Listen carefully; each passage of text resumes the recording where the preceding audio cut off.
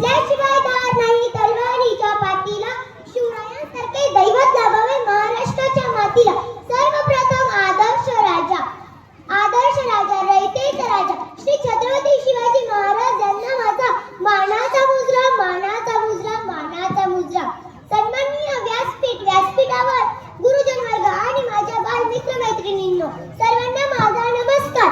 माझे नाव सिद्धी जनार्दन बोरस्ते. आज 19 फेब्रुवारी म्हणजेच आपण छत्रपती शिवाजी महाराज यांची जयंती साजरी करत आहोत.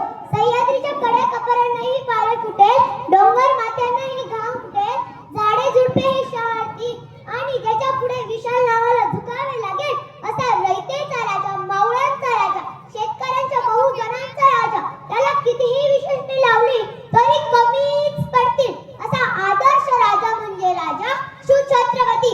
19 फेब्रुवारी 1630 या सोनियाच्या दिनी शिवनेरीवर कडकडांचा चौघडाट झाला.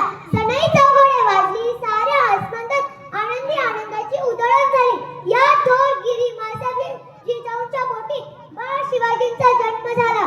त्यांच्या आईचे नाव जिजामाता आणि वडिलांचे नाव शहाजीराजे भोसले होते.